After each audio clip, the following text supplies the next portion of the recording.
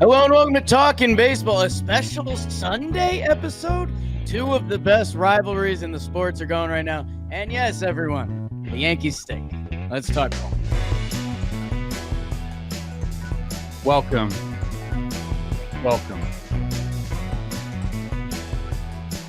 Nestor Cortez. Joe Adele?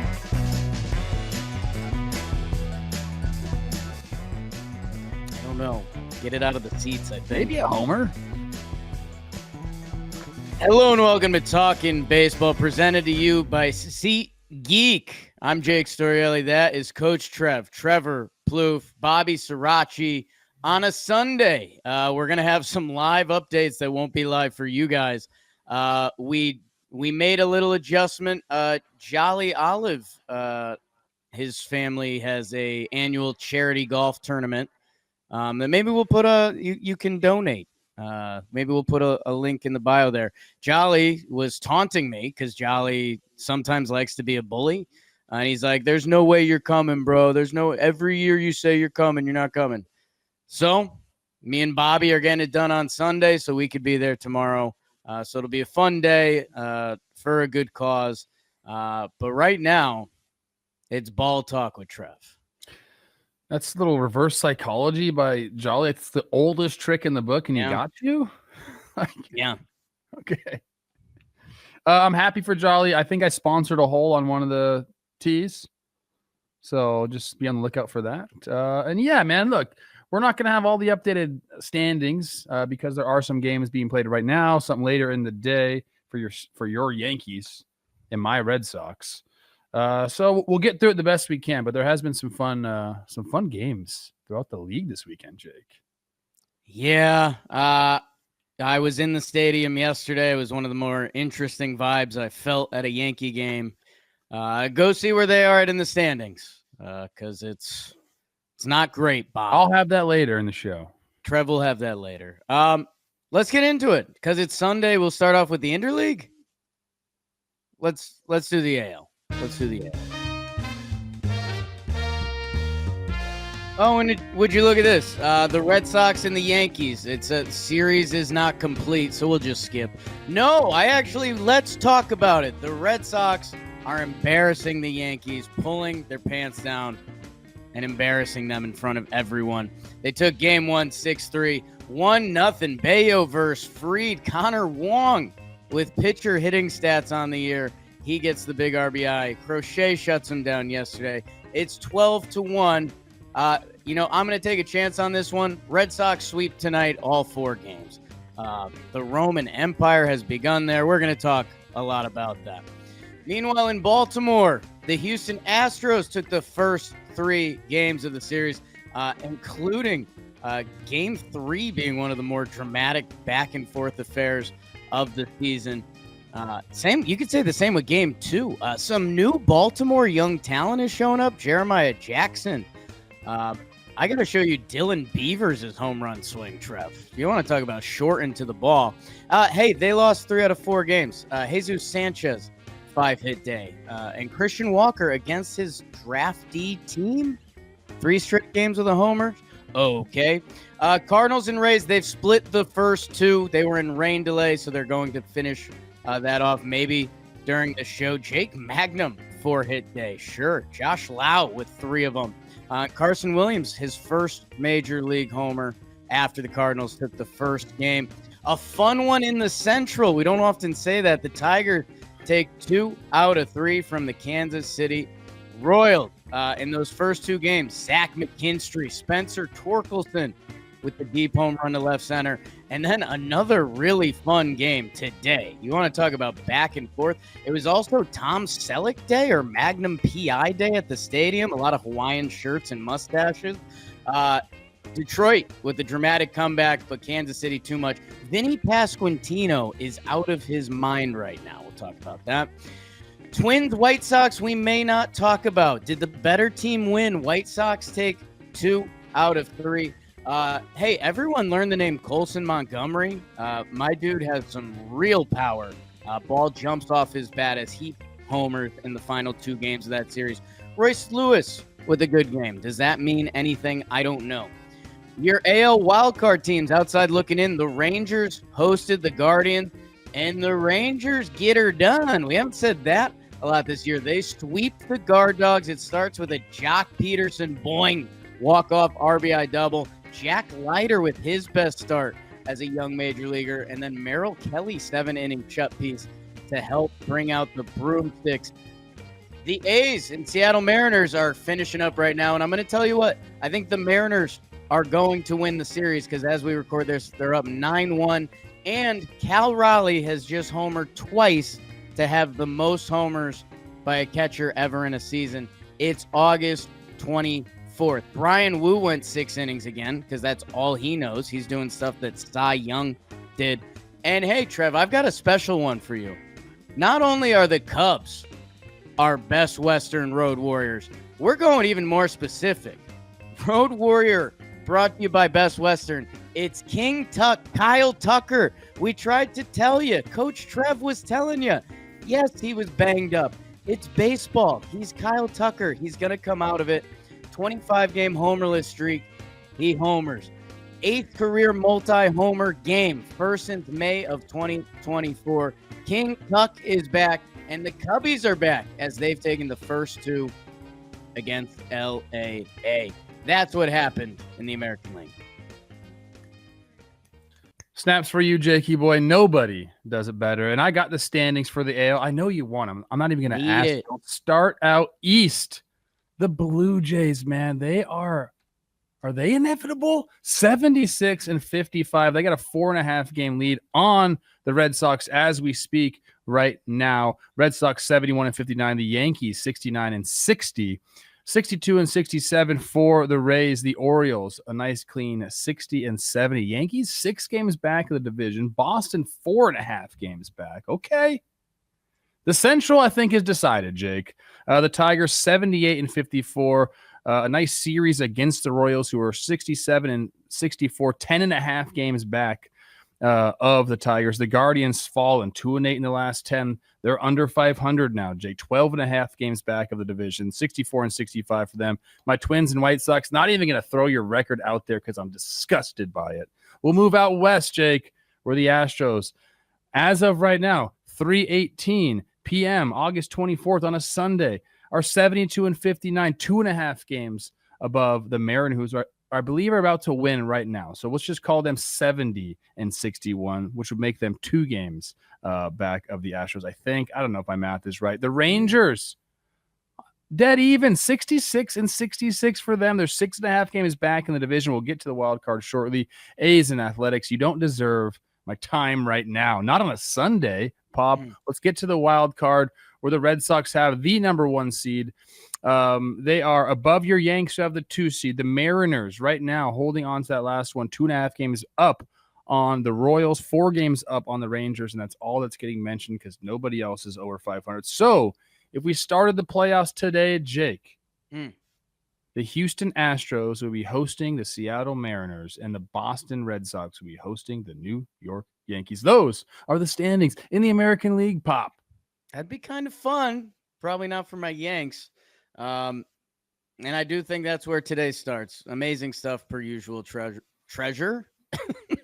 A lot of people used to call me that growing up, yeah. Wow, Treasure. Yeah. Treasure Plouffe. Shout out Betty Duran. Betty Duran called me that before anybody else did. Great name for, I don't know, if you get another dog or something. Anyways, Trev, we're doing this funky episode Sunday. This is the rare time I haven't done Talking Yanks yet, which should be an electric episode tonight. Like I mentioned, I was at the ballpark yesterday as the wheels just came completely off. The Red Sox maybe get the sweep tonight. Maybe they don't. Either way, I think the sentiment feels pretty much the same as the Red Sox have now taken 8 in a row from the Yankees this year. Where do you want to start, Coach? I mean, it's tough for you because we're seeing all sorts of just nightmare scenario for Yankees fans. A young budding star in Roman Anthony coming in to the house that Ruth built and saying, I'll shack up here. Seems nice. Seems real nice. He's got a great first game. The Trevor Story resurgence continues for Boston. He takes game 3 basically for them. You got a pitcher's duel in game 2. Bayo and Fried, which, Bayo ends up winning the pitcher's duel because he goes one extra inning and just shuts down the Yankees offense. I mean, yeah, it's been all Red Sox. You mentioned on your Instagram live that you thought everyone felt comfortable in the stadium. Things are going good for the Fenway faithful, man. And it couldn't be going worse between, the lack of offense, some more Volpe stuff, some lackadaisical play. I mean, it's just kind of all going bad for the Yankees. But, I mean, if you're a Red Sox fan like I am, I mean, wow. You're a Red Sox fan, right? Yeah, I don't know. I guess my Yankees bit, for anyone that doesn't know or you don't check out Talkin' Yanks or whatever. Yeah, this is kind of the straw that's breaking the camel's back. Is that the phrase? The Yankees had a tough summer, man. I mean, since June 1st, they have not been a good baseball team. They came back this past week, got a little 5-game win streak going into this, and it was like, okay, they jumped Boston in the standings. If they handle their business against Boston at home, which they've been good at home this year, Judge, Stanton is playing incredibly. Judge trying to get healthy. And then they just get embarrassed. And they've been so bad in division because the division teams know them. And it goes back to last year's World Series that Jimmy's running joke throughout the year was, if you want to beat the Yankees, just bunt. Like, just make them make plays, because they won't. And then we saw it in the World Series. And now this year they got off to a good start, and Cody Bellinger felt different. And some of the brand of baseball felt different, but now it doesn't. They've got the most errors in the last 81 games. They have the most infield overthrows. Like, they're base running. The things that you can do to win games, the Yankees only do one. They hit homers. If they don't do that, they're not a good team. And sometimes it's really hard to hit homers. I think when you construct a team that you're basically saying, let's go slug. And that's where I think a lot of fans get frustrated with teams that are manufactured like that, is that you're going to go through phases where it just doesn't happen. You can't have a team that slugs its way through the entire year. I mean, that's definitely a peak and a valley type offense to have. And yeah, when you're not hitting them, and then you're also giving away free bases, which they did a lot of walks, especially in game 1 for the Yanks. And then you're also, committing errors. Like, that's just, it can be a very bad brand of baseball, which you've seen this year from time to time. Trev, you liked the Red Sox a lot coming into the year. It got weird. We didn't think Devers was going to be gone. We heard all these prospect names. We didn't know, you don't know who's who or when it's going to click. Roman Anthony, since day one, it feels like it clicked. That I guess should we be talking about the Red Sox as one of the favorites in the AL? I mean, they are a very complete team. Like, they have a deep lineup. They have a bench that they can, kind of move around, and Alex Cora can do his things with the different complements of players that he has. Obviously, they can play great outfield defense, which makes a ton of sense and is awesome to see. And yeah, when we talk about this all the time, Jake, like, This was a weird year in the regards to, Devers should be the guy in the middle of that lineup just going nuts. And then a guy like Roman Anthony is a complementary piece. And that's when you have these big seasons. But we get rid of Devers, and Story kind of makes up for that. He's got the third 2020 season by a shortstop. It's him, Nomar, and John Valentine. Is that how you say his name? John Valentine? Valentine, I think. Julio Lugo, some lists came out with him. He's always one of the best names in the sport. Yeah, so look, you're getting, they have like a full lineup, and Carlos Narvaez, what he's been able to do offensively this year. They have a full lineup of guys that can produce and have produced throughout the year. So yeah, I like the depth of the roster and the well-roundedness of the roster. I mean, again, you can run the bases, you can make plays defensively, and these guys can hit homers too. It's Alex Bregman is who we Bregman's thought awesome. was. Like, so everything is kind of gone to schedule for the Red Sox, except it hasn't at all. Right. You know what I mean? It's weird. Like, it just did. I guess it did come to fruition what we thought, just in a completely different way. Yeah, and the other thing that's different for this Red Sox team, and going back, remember last year they got off to a great start, and it was a lot of pitching. Garrett Crochet is going toe for toe with Scoobs for this AL Cy Young. I think he passed him in innings and strikeouts. putting together just an amazing season. Brian Bayo with a massive shut start. So, like, when Boston gets those efforts, their lineup has kind of always been there. And like you mentioned with Story going and some of these young guys and some of their platoon players, they're tough. How about Aroldis Chapman? I think, every time he gets signed somewhere, everyone bats an eye, and you and I are like, you should sign this guy. He is a freak. He's one of the freaks to play this game. And he's sitting, Jake, guess what his whip is? Have you looked at it? I know where his ERA is at. I'm not sure where his whip's at. It's a 108 ERA. It's a 0.7 on the dot whip. He's arguably having his best season. And the guy is kind of a Hall of Famer, depending how you do your Hall of Fame relievers. Jake, 50 innings pitched this year, 71 strikeouts. Yeah, man. And there's a lot of twist the knives on this. Chapman, I think game one, every reliever that came in was a former Yankee. It was Chapman. It was Whitlock. Justin Wilson had a little bit with them, and Greg Weissert. Their catcher, former Yankee. Like, I don't know, man. They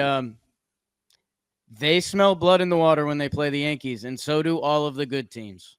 I think the bad teams are like, oh, shoot, let's not give up a bunch of homers, and they do. The good teams are like, hey, if we play solid baseball, that team loses. And that's pathetic at its core. Yeah. Congrats. Let's move on. Congrats, you played yourself. Let's talk. Whoa, voice crack. Let's talk Houston Astros. They take 3 out of 4 from the Birds, the Orioles. Hey, again, the Orioles have been getting some impressive efforts from different players. Trevor Rogers that we've been highlighting, and a couple new young guys. But I think the story here is Christian Walker. He's on a bit of a homer streak, and he was brought in to be a big part of their solution. Correa continues to have some great games for them. They crush lefties. So when we start eyeing playoff matchups, let's say they drew the Yankees in that first round. The Yankees would throw Fried and Rodon. That would not go bueno. That the Astros, Jesus Sanchez, I'm talking about him a little bit later. So I guess what do you have? I mean, really is, Christian Walker, Jesus Sanchez, like the offense got going. They came into the series on a 4-game losing streak. They were outscored in that series 30-2. And then, they come in and just bang the ball around the park there in Baltimore. So, a couple, like you mentioned, back and forth or at least closer games. But the story is the Astros offense kind of getting hot. And Christian Walker, if he can, if this is what we're going to see, a homer like surge from him and an offensive surge, and Sanchez gets it going as well. I mean, this is exactly the time to do it for the Astros. So this is a great series for them. You get the Orioles gunners going. We got the young kid. What's his name? Why am I already blanking on his name? Basayo? I'm sorry. Yeah. You're all right. He looks great. He looks great for the Orioles. Hey, there's going to be another Orioles hype train next year. A very interesting offseason coming for them. I saw Rob messing around with it. You got that Dylan Beavers home run. I don't know if you've seen this, Trev. It's one of the, I don't know if you'd say short into the ball. I don't know. Something about this looks so funky. Oh, yeah, that's an interesting swing right there. What is that? Almost looked like he was fooled. Is that how his swing always looks? I don't know. I mean, he's new to it. This side angle's insane. It almost looks like he got fooled and then just decided to swing last second. Someone said it looked like he was being pushed by a ghost to swing. Maybe. Like he was shy and they're like, just get out there on the dance floor. Come on, just one swing at it. So yeah, we'll get the Orioles hype train going this offseason. But I mean, he's crushing it. Dylan Beavers is crushing it. What do you mean? Absolutely. Jeremiah Jackson. Yeah, and you can't predict baseball. I think Dean Kramer had killed Houston 4-0 against them in his previous 5 starts, a 1.47. He gives up 5 runs in the top of the first. So you can't predict baseball, Coach Trev. I think the other juicy AL series really is Detroit and Kansas City. Kansas City trying to work themselves back into the mix of the wild card chase here. And Detroit, who they were going through, I've said this the past couple episodes, they were going through their own swoon a little bit. Now they aren't back. They have full control of the division. They're back to playing that Detroit Tigers baseball that even in the loss today, they're down a handful of runs. They mount a nice comeback that they're just a good baseball team, and we're getting different Hinch stories. Did you see that one? That was the Sheriff.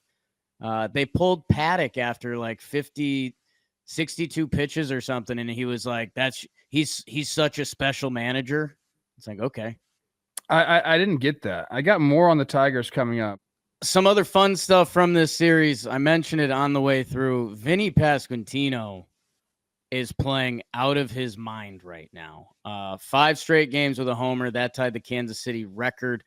Today's game, I was watching that one live. He's just so locked in. He took a down and away Flaherty curveball out to a deep part of a deep ballpark. And then the next at bat, they try to beat him up top with the heater.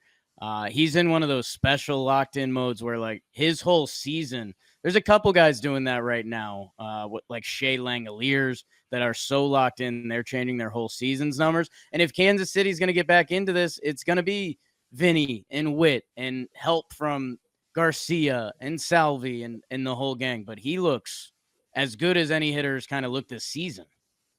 Yeah, no, he's on one. And I hope the Royals, continue to stay in here and just take this series and just kind of move on from it because they do have a good ball club and they can be in the thick of it. So I'm happy for them. The Tigers, on the other hand, I got more coming for my award for them.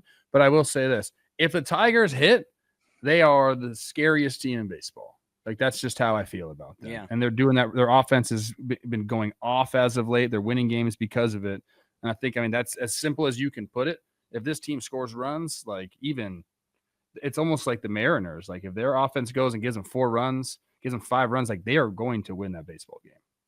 Yeah, and it's my new corny line I'm rolling with. But like, the 2 best teams in each division right now, in my opinion, are the Brewers and the Tigers. They both pitch pretty well. And they both just play really good baseball, and they put guys in opportunities to succeed, and they play defense. The Tigers are the best team going first to third by a mile. Like the graph that I forget if Rob or Dalt sent it before, but it's like shocking where they are. But that's part of what makes them a really good team, and things like that. All of it adds up. There's a lot of ways to win baseball games. And the Tigers and Brewers can arguably do the most different things to win. I mean, look at game 1, the guys that had runs driven in. McKinstry, Green, Baez, Andy Ibanez had a pinch hit, Gleyber Torres, Wenzel Perez. Like, they were just getting it done from every single part of their lineup, having great at-bats. And I was listening to the game today, and Jason Benetti was talking about, like, using the alleys, using the big part of the field as hitters, and then just running all over the place. So they're understanding right now. They have what I consider like the best game plan for an offense is use the big part of the field. Like, homers will come. Like, if you're just trying to drive the ball in the gap, homers will. I know they're not mistakes, and that used to be a common phrase in the baseball world. Homers are mistakes. Like, no, they're not. You can juice up for some every once in a while, but if you consistently use that approach of using the big field, you're going to be more consistent than the other teams for sure. Trev, we're both hitters, and going through watching the baseball from this weekend, sometimes you go through and there's a lot of highlights. Like, okay, Torkelson's homer yesterday was a middle pitch that he just cranked, and that was it. A lot of hitters won. Like, a lot of pitchers' pitches got hit this weekend. That kind of got me going. I know you're talking about my guy Javier Sanoa coming up, but there was just a lot of hitters won the battle this week. This Torkelson one, that's deposited. Sheesh. Yeah. But like, again, I mentioned Vinny versus Jack. That was crazy.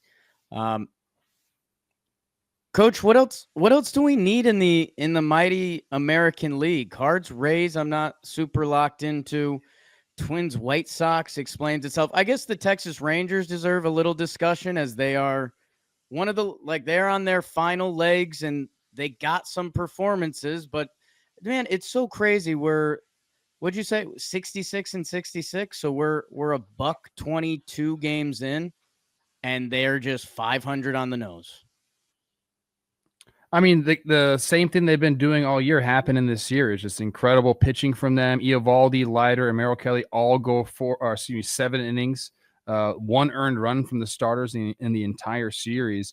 And they kind of pushed the Guardians down, far in the pecking order as far as that, and the AL wild card. Do we have a chance rankings? Cool to see Jock do his thing. Yeah, we need to see, I guess. It still is interesting to me because you get Adolis Garcia back. He hits a homer in his first game, but Marcus Semien goes on the IL. Like, you kind of need all these guys together, and they all need to start raking. And it can happen, Jake. Like, we're at the point now where we know these guys can pitch and they're for real. And I mean, I guess that's the theme of the show today, is just hit a little bit and you're going to win games. That is the recipe here for the Texas Rangers. If they start going now and the offense picks it up in the last 30 games, I think is what we're at, right? It's like a sprint now. I think we're at the 30 game mark. A team can get hot for 30 games. The offense can go wild for 30 games. Like, go look up and down teams' months, what they do offensively. If the Rangers could find it, man, like, who was to say they can't sneak in the playoffs and just have a crazy, underdog story type season? They've done it before. Right. If they could put up like a 21-9 stretch, does that get them in the dances here in the AL? I don't know. And they still have to prove that, and they haven't. And I wouldn't be shocked if it's Friday's episode. What's that? 21 would put them at 87 wins. That'd be tight. But again, they don't fully deserve us talking about them like that. They haven't done that, I think the other two things to mention in the AL Central, 2 individual performances. It's snaps for Kyle Tucker. He gets the break, comes back, hits homers. Looks like he should look, essentially. So very happy that he got those days. Little mental reset. Looks good. The Cubs obviously desperately need that. And then Cal Raleigh, we mentioned at the top of the show, but a single season home run record for a catcher, and we're just getting started here. Yeah, it's going to be awesome to see where he lands it with the way he's playing and where the Yankees and Judge are playing. He might be becoming the MVP favorite again. And this is just another weird one. Dalton was in his bag with this one. The Mariners are the first MLB team in history to have 5 players hit their 100th career home run in the same season. Cal Raleigh, Mitch Garver, Randy Arozarena, Julio, and Josh Naylor. So that's something and nothing at the same time. Welcome to the club, guys. And then, you mentioned Brian Wu, too. 25 straight starts, 6 innings pitched, 2 walks or fewer, longest streak to begin a season since Cy Young had 30 in 1905. Pretty good. Since Cy Young. Let's hop over to some NL, huh, pal? Let's do it.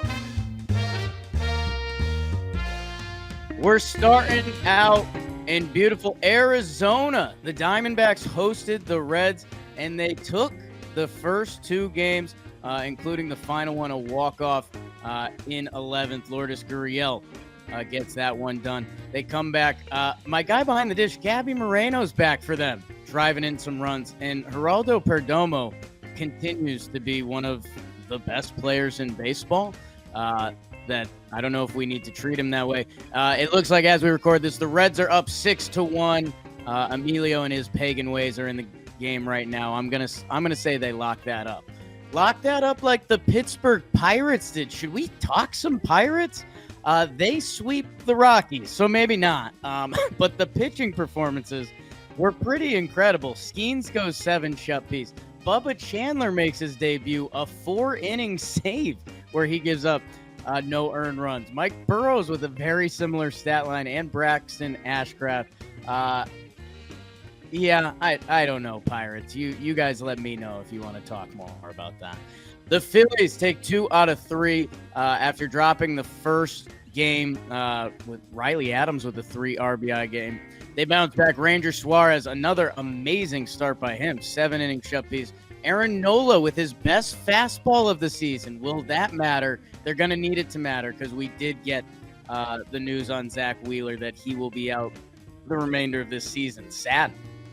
Blue Jays take 2 out of 3 from the Marlins. One of the games of the year, that middle game, goes 12 innings back and forth. Bo Bichette has 4 hits. Springer with 3. Javier Sanoa is everywhere. Trev's going to talk about him. And oh yeah, Shane Bieber's back. 6 innings, 9 Ks. That might matter a lot. Mets take 2 out of 3 from the Braves. We had a homer game. Vientos and McNeil both double up in that middle game. After the Mets offense went for 12 in the first game, Braves come back to salvage the set. Yeah. The Giants take 2 out of 3 from Milwaukee. Milwaukee's first time dropping back-to-back series in a long time, and they blow it late. Is there going to be a closer situation? McGill gets hit again. The Willie Adames return, and he did it with some flair. Willie with a couple home runs in that first game, but William Contreras hits the walk-off for the Crew to win it. Logan Webb, Casey Schmidt the rest of the way.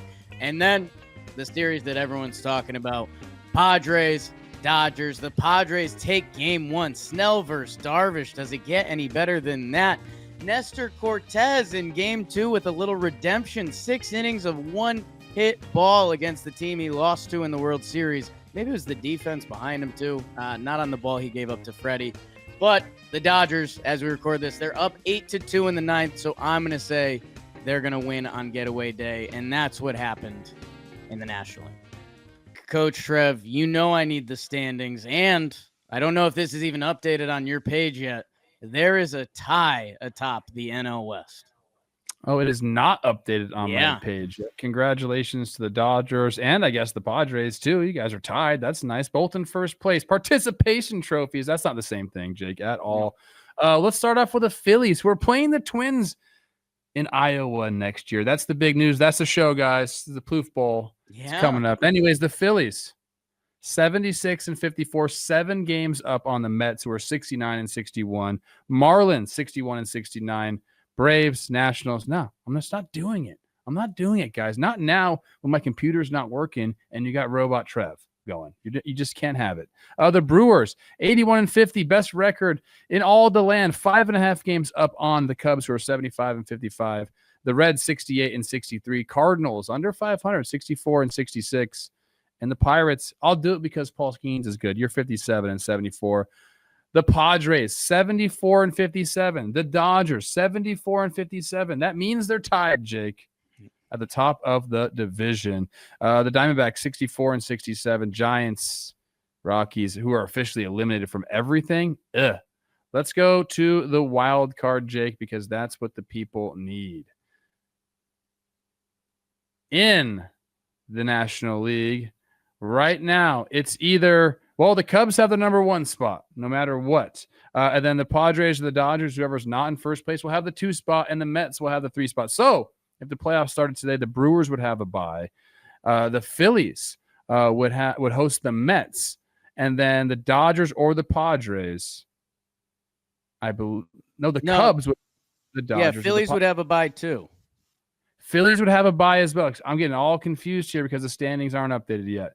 Phillies would have a bye. Dodgers would host the Mets. Dodgers or Padres would host the Mets. And then the Cubs would host whoever is not in first place in the NL West. Wow. Not my best NL standings, but we got through it, Pop. Tech Monster is fighting us. You're still the best in the biz. And so is Caldera Lab. Fellas, it's time to grow up. Take care of your skin care game a little bit and do it with Caldera Lab. Some of these other places, they overly complicated or weird ingredients in there. That's where Caldera Lab comes in. They've redefined men's skincare by combining advanced science with high-quality, non-toxic ingredients to create a simple, effective routine that works. This is where I like it. Pretty straight up. Their products, the good, the eye serum, the base layer, and Caldera Lab. How about this number? 100% of people said their skin looks smoother and healthier. That should get you there, folks. 97% saw an improved skin hydration and texture. Nice. Skincare doesn't have to be complicated, but it should be good. Your skin is important. That's from me. Upgrade your routine with Caldera Lab. See the difference for yourself. Go to calderalab.com/talkin. Code talkin at checkout, 15% off your first order. Coach, let's start off with the other, probably the best rivalry in the game right now. It's Padres Dodgers. They just wrapped up. Dodgers salvaged the set. Like I teased, and then you brought home with those standings. Straight up. 0 games back. The Padres and the Dodgers, they don't play each other again. It's going to be a straight sprint to the finish line. It's going to be fun to track the rest of the way. And we just had some really fun baseball, especially the first 2 games. I know Dodger fans would disagree with that. But the pitching performances, some of the defensive plays, two of the best teams in the league, easy. Yeah, and you can really think about it this way, and I guess this is people are going to call me a Dodger Glazer. They do have the season series, so technically I guess they're a half game up. That's how it would work. If the season ended today, the Dodgers would be in first place in the NL West, and the Padres would have to go play that wild card game. So with that being said, yeah, a beautiful series here. I think game 1, Blake Snell, Yu Darvish, that absolutely can be a dominant type pitching scenario, and it was. Snell looked great. He gives up 2 runs over 7 innings pitched. Yu Darvish, the only blemish is the Alex Freeland homer. The Dodgers offense just really didn't show up the first 2 games of the series. And I thought there was some interesting stuff in game 2. Snaps for Nestor Cortez. Tyler Glasnow was just like all over the place. Like at one point when I was watching the game, it was almost 50-50 strikes to balls, the ratio there. So not good for him. They intentionally walk Manny. Bogarts comes up and does a good job there in a big situation for him. And prior to that, I believe it was in the 4th inning, prior to that big hit that he got, he was trying to lay a bunt down earlier, first and second, nobody out. Like your middle of the lineup bat is trying to lay a bunt down. So you can tell how important like these types of games are, that they're thinking that way. And like, I guess also how much they're trusting in Nestor and the bullpen, like, hey, let's go get a lead here, or and we'll let our guys do the work, which is basically what they did in this series. I have one question for Dave Roberts, which I know he's getting a ton right now. Conforto is really struggling for the Dodgers, and a lot of people are calling for him just to not play anymore. He ends up pinch hitting for Miguel Rojas. I believe it was Jeremiah Estrada was in the game. They announce Conforto, and Schilt just brings in Morejon, and 4 pitches later he strikes out. Like kind of a head-scratching move to me. Like, that Schilt is going to make that move to get a lefty up. Miggy already had a base hit in the game. It's not like Conforto, like, he hasn't really shown any signs of life lately. But that's kind of what he ended up doing. Didn't work out for them. And yeah, the Padres, they handle business. I think this is a great series for the San Diego Padres, even though they lost today's game 8-2. And just a good bounce back from last weekend, where the Padres had all the momentum in the world, and it felt like the Dodgers took it back, and you start doing big brother stuff. I love it, man. If you had told us before the season that on August 24th the Dodgers and Padres were going to be tied for the best record in the NL West, I think we'd be saying, like, holy smokes, did the Padres go nuts this year? It's not exactly what happened. Like, the Dodgers kind of haven't been the full team that we thought they would be. Kirby Yates is back, and he closed out today's game. So, that Dodgers bullpen has been has been rough throughout different parts of this season. I love it, man. And I how do I want to phrase this? I'm very interested to see how San Diego responds. Like, this San Diego team, who has the most hate for the Dodgers, and all the offseason, 2-1, they were up on them, and then they get shut out the rest of the way. You've got an opportunity to win the division and maybe get that first round bye instead of ending up in a three-game wild card. And on the other side, if you're the Dodgers, the super team that was supposed to be, and they end up in a 3-game wild card series, they both could, like, if the Cubs keep pace ahead of them. And it's just scary that your season can come down to that. Yeah, absolutely. I don't know. I think there are better days ahead for the Dodgers. They're getting, a lot of their complementary pieces back. Edman, Kike, they need Muncy back in the worst way, because the offense kind of works when he's there. So I do see better days ahead for them. Although, again, like, there's been some moments, like Wroblewski being in there in game 2. I don't sure, like, why was he still in there? You get the non-platoon matchup there with Bogarts. I don't know. A lot of question marks. But I am looking forward to more good NL West baseball down the road. Well, a little NL West, a team that we thought would be more involved in this season, the San Francisco Giants. They have not been as much, but they do. They end up winning the series against the Brewers. They come from behind against McGill, which I guess this was my thing. The Brewers weren't going to win every game the rest of the way. They weren't going to go 15-1 in every stretch the rest of the way. It's no need for panic. I just do think for all of these really good teams, we're going to start thinking postseason more and more. And with all the arm talent the Brewers have, if something like McGill in the closer role becomes louder, then that becomes an interesting storyline. And dude, seeing Milwaukee, how much love they have for Willy Adames, I like that. Big ovation for him. Then he hammers the first pitch. See you later. That was great. John Axford back. I guess he got inducted into the Brewers Wall of Fame or whatever that is. So congratulations to him. I got to face off against him plenty, and he was filthy.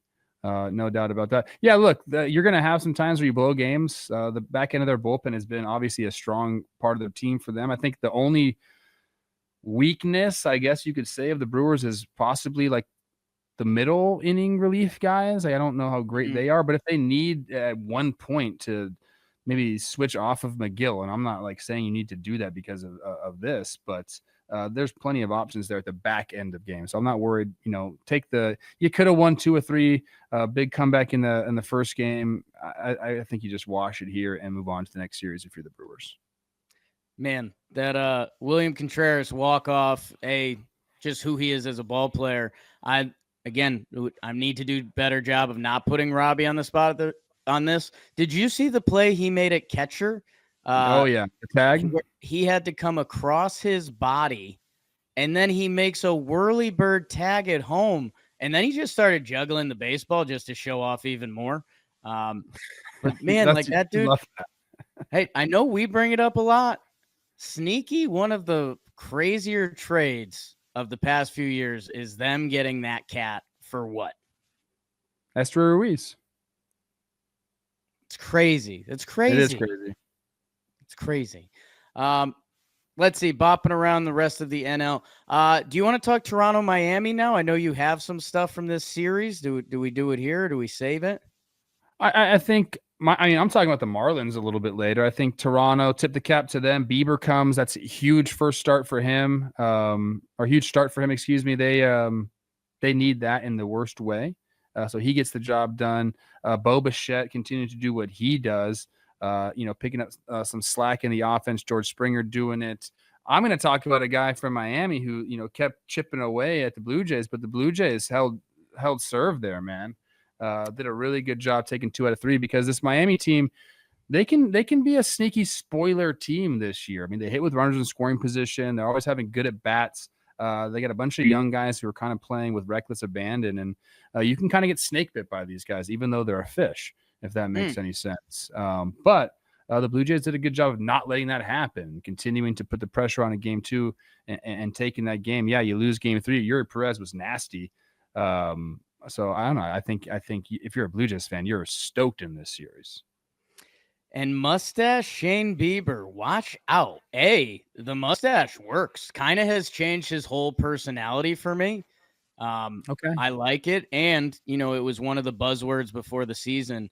I think Shane Bieber's throwing a kick change now, which, okay, I don't know how much more sense. Look at him with the mustache, Trev. This isn't like, oh, weird, goofy Jake. Like that guy looks different. He's entering his second half of his career, Jake. He's growing up a little bit. Like that guy looks like Joe Ryan's cooler older brother, which was not Bieber's vibe before. I don't know about that. I know that's tricky for you for how much you love Joe Ryan. I'm just trying to say it complimentary to Bieber. Look at the chain, the mustache, the Toronto blue. Is that a puka necklace? I don't think that's a puka necklace. I can't really see. I think puka necklaces are back in, Jake. That looks gold. Okay. He's got the money for that gold necklace. And he might be getting himself a lot of money coming up if he pitches like this down the stretch. Trev, the rest of the NL gets a little hodgepodgey for me. Like Reds and Arizona should matter a little more to me, but the D-backs take that series. The Mets are obviously one of the conversation points of this season going forward. The Pirates were kind of the most impressive. It is against the Rockies, but you just start drooling over all that arm talent again. So if there's somewhere you want to take it before awards, I'll let you run there. I want everyone's seeing this right now. If you're on YouTube, I am battling huge tech monsters, so I'm in to keep the show rolling because I don't know when this computer is going to crap out on me. Trev, for the behind the scenes, people like when we peel back the curtain. Trev is on 2 laptops. We've had a couple overheatings that we don't know what to do. We don't know what to do. I have no idea what's going on. It's never happened to me before, and now both my laptops are just like on fire, like lava, Mount Doom type stuff. And yeah, we're struggling through this a little bit, but we're grinders, man. We're gonna get it done. So I appreciate everyone that's sticking with us here on a difficult app for us. Let's move it to standout performances. It's time for Standout Performances. Standout Performances. Standout Performances. This guy stood out for Trev. Say what? Standout performances are brought to you by the DraftKings Sportsbook. Our friends at DraftKings. The dog days, are they over? Is today the last dog day? Whatever it is, it's time to get in on the action with the DraftKings Sportsbook. Home run props, odds boost, whatever you're looking for. Just bet a team to win. And right now, one of their best deals of the year, DraftKings. If you bet $5, you get $300 in bonus bets instantly. So download the DraftKings Sportsbook app. Use code JMBaseball. That's code JMBaseball for new customers. $300 in bonus bets instantly when you bet just $5 only on DraftKings. The crown is yours. Where are you going, Coach Trev? I could have went the entire Mets offense, who's been on fire lately. Bo Bichette's a good pick. I forgot to mention he threw a runner out at the plate that would have changed the complexion of that game completely. So shout out Bo on the hit that he threw the guy out. It was our guy Javier Sanoa. I'm going him on Friday. He goes 3 for 5, not 1 but 2 game tying hits. And just kind of like a short king, I believe he's listed at 5'8", Jake. So you got to love that. Can't weigh more than $150. Got a quick lightning swing. Kind of gets the barrel of the ball, the barrel of the bat to every single ball. In this series, went 6 for 12. I don't know. Like there's something about watching these Marlins that gets me fired up. Like I said, a lot of guys, trying to establish themselves. Young guys, you know how that's going to be for them for a couple of years. But I like me some Javier Sanoa. As soon as I saw him, I was like, that's a guy that Jake is going to gravitate towards. He's an all Jake team. Yeah, it was cool hearing their broadcast talk about him. Just, when a guy's hot, you're hot and you're the king. And that's what Javier Sanoa is right now with those 2 game tying hits in that 12-inning Blue Jays Marlins classic. You don't hear that enough. And yeah, we can put him on the all-star LA team. This was a big weekend for, at least for me, am I going to be hyped about them next year? And Marlins have their own case with Sandy bouncing back and just a lot of young players on the field. Jacob Marcy continues to kill it. The Pirates, like I mentioned, the Pirates call up another freak pitcher that it's like, okay, when you'd like to think at some time the light bulb is going to go on there. I don't know when. And then there was another team I was trying to talk myself into for next year. I'll figure it out along the way. And then I was kind of like, Jake, the White Sox. the White Sox. You little Colson Montgomery going. Look at the names on the White Sox of who are playing. Kyle Teal, Colson Montgomery, Caro, they're Chase Mydra. They're playing a lot of young, talented guys that there's always a team that the light bulb goes off. We can talk about them in the offseason. Jake, real quick, I'm sorry. He's listed at 5'7", 150 on the Baseball Reference page. Pump it into my vein. Fighter. Dan Canobio would have a field day with him. Remember Dan Canobio? I do. I DM'd him the other day. He's posting a lot of thirst traps. He's getting a lot I of barely thirst remember Dan Canobio. Trev, my standout. I'm going with Jesus Sanchez, a guy we've talked about a lot since the trade deadline. From those fish, he goes over to the Astros. We kind of throw our arms up and like, this is a talented guy. Don't be surprised if Houston knows something we didn't. It wasn't going as planned. 0 for 29 skid coming into this series against Baltimore. And then he comes up, he gets a first inning single. Sure. Then he gets 4 more hits. The first player in Major League Baseball history to snap a 10-game hitless streak with a 5-hit game. So, baseball, we can have some fun with numbers, and you see something different at the ballpark every day. Jesus Sanchez going from 0 for 29 to a 5-hit day. Big for Houston. Man, his swing is, I want to say long in a complimentary way. A deep follow through.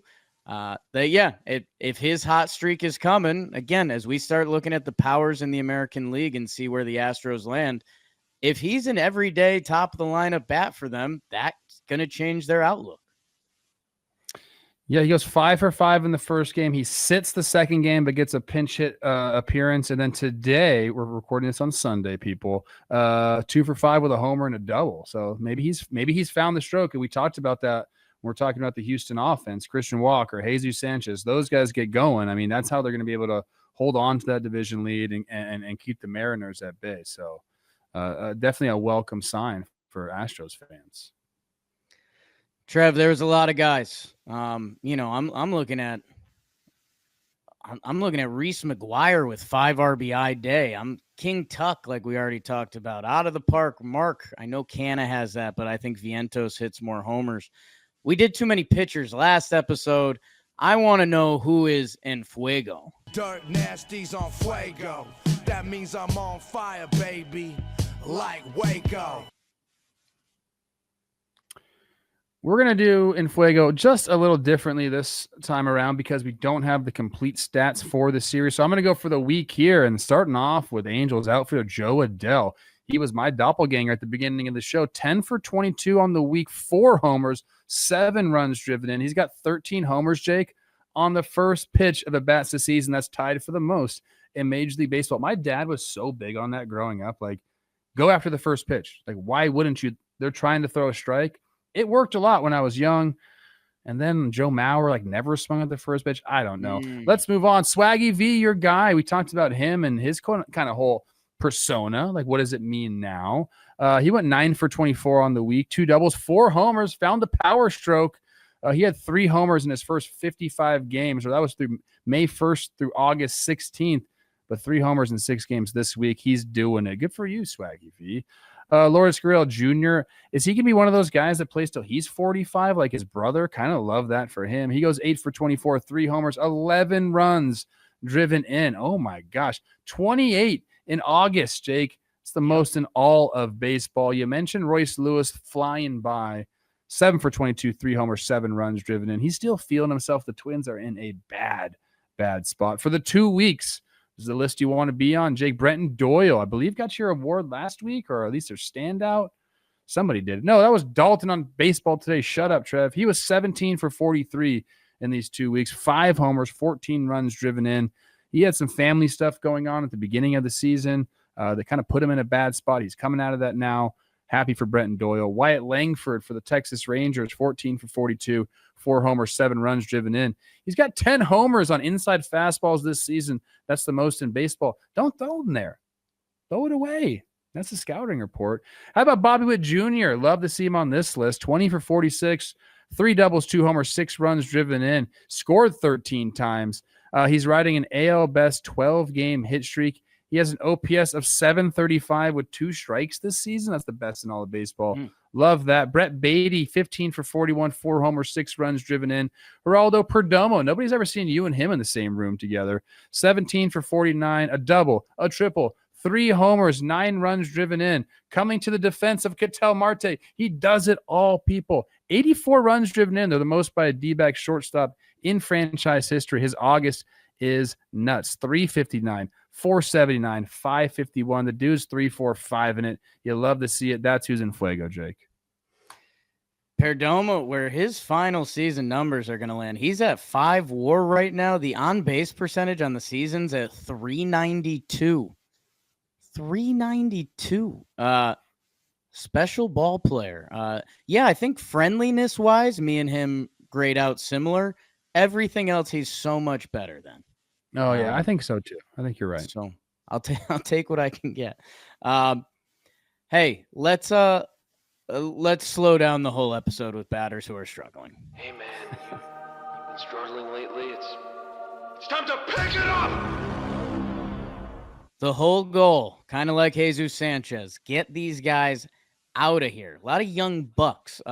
Blake Perkins, Pat Murphy's favorite person in the world, 3 for 28, no extra base hits since August 6th. Yikes. Brandon Marsh in a 5 for 33 right now. His 194 on base over the last 2 weeks, second lowest in the National League. Elliot Ramos for the Giants, 7 for 49. He's hitless in 25 at-bats with 2 strikes. That's a bad feeling, and that's the worst the last 2 weeks in the NL. Addison, how's your Barger? Part of the Toronto breakout. He's having a rough go right now. 6 for 42, a 143 batting average. Even worse with runners on base. And then Drake Baldwin, who's in a 5 for 30. And right now, he's got a weird case of he's been awesome at home, a 913 OPS at home, a 661 on the road.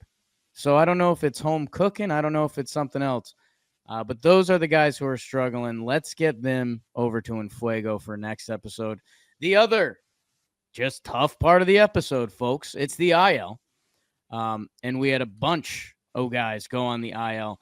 Evan Carter for Texas, right wrist out for season. Man, that guy's story is an interesting one. Ryan Brazier in that Cubbies pen. He's got a left groin. Might see him mid-September. Joey Ortiz, left hamstring, couple weeks for Milwaukee.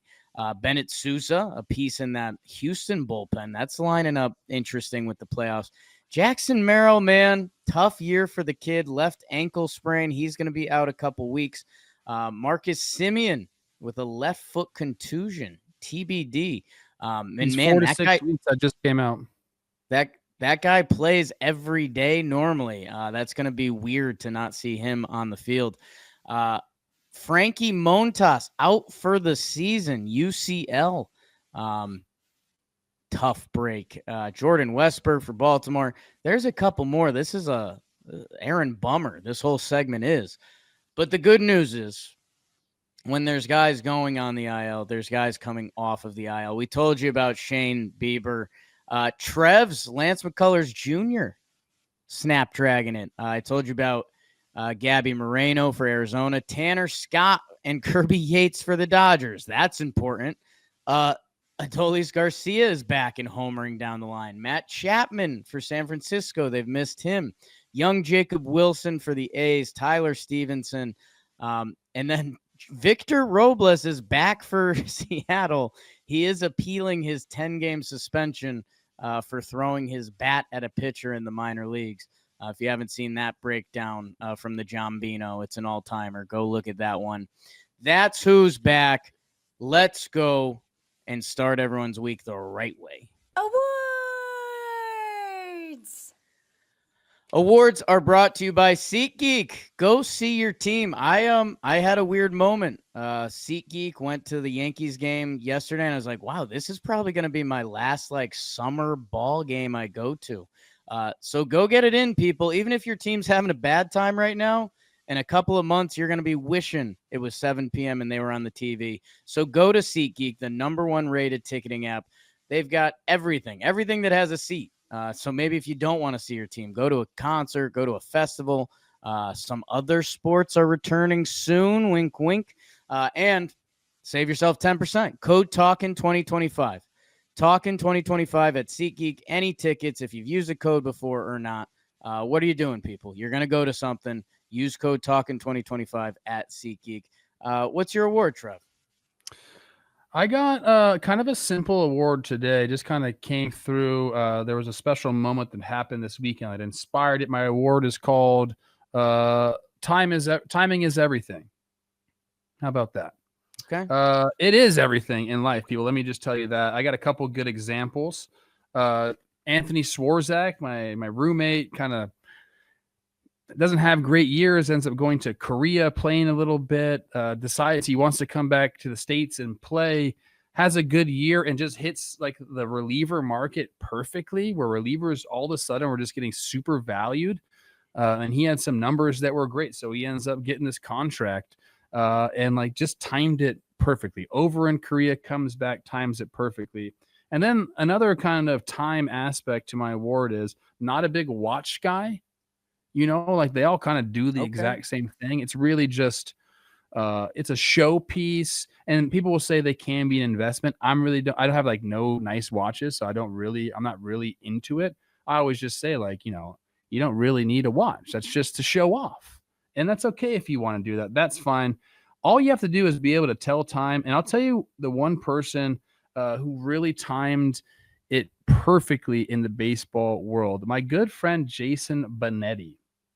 Now, if you don't know who he is, he's the play-by-play guy for the Detroit Tigers. And previously, he was with the White Sox from 2016 to 2023. And if you know anything about the White Sox, like in that time period, like there was a couple teams that should have been really good, and they just like all of a sudden were one of the worst organizations in all of the sport. And just it was dreadful, and it's still like you're talking about maybe you're excited for them next year, but just it hasn't been like a good atmosphere there.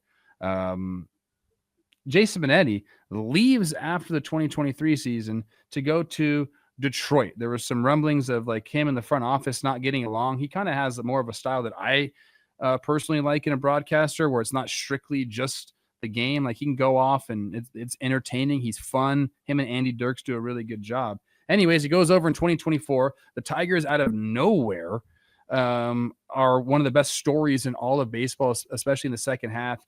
So he gets to leave the White Sox organization and go to the Tigers, who now have the best record in the AL this year. Time that up personally. He's even now calling preseason games for the Detroit Lions, who are like one of the best teams in all of football. And so he finds himself perfectly timed with the city of Detroit. And I just think it's really cool.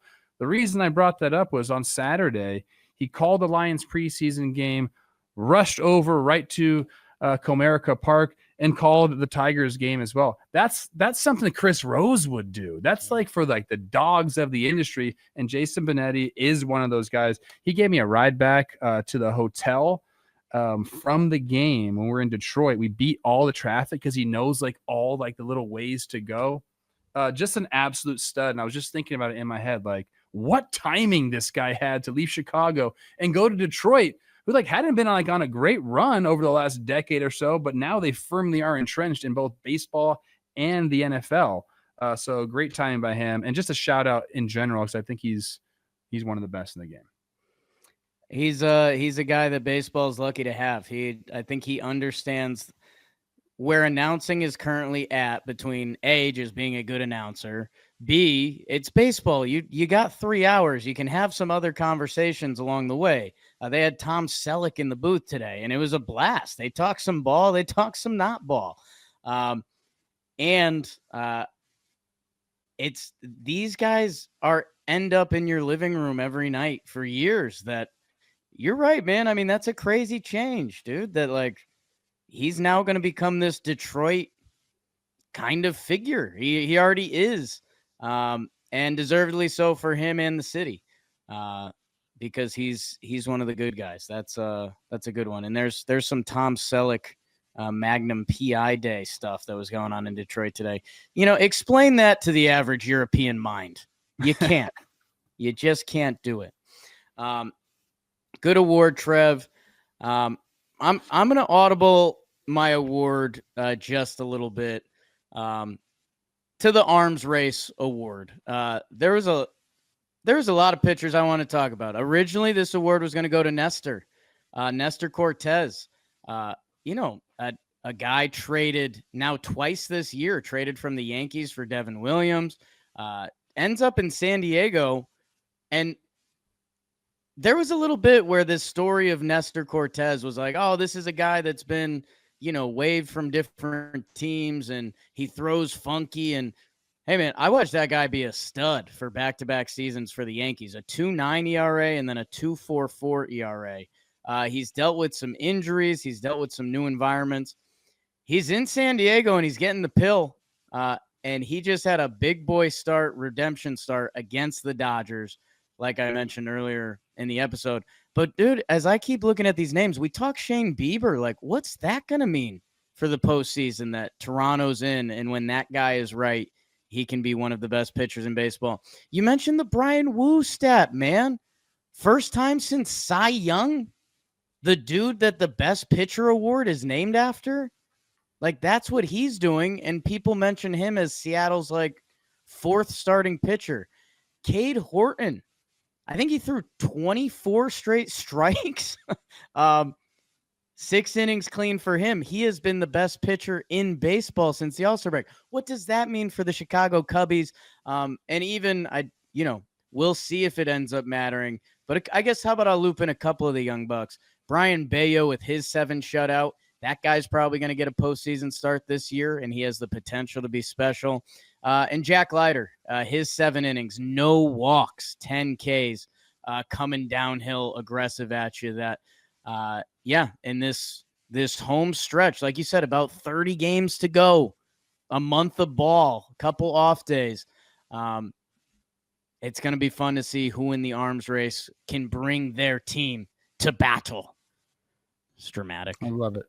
You know what? Sometimes pitchers need credit too, and especially at this point of the season. My favorite thing is this late starting pitchers going deep into games. It's like almost like they're on their last leg, like they're giving you everything they got in the stretch run. This is where you need to kind of try to save your bullpen as much as possible. You got through the season using them. Or maybe it's the other way around, but starting pitchers going deep into games in September and then obviously into October, which doesn't really happen anymore. Like you got to be throwing some kind of special ball to go deep into postseason games. I'm into it. And hey, I guess Padres fans, man, what a job Preller did with this roster. How do they have a full rotation? How do they have a full lineup? It's impressive on paper. The NL West race is going to be so fun the rest of the way.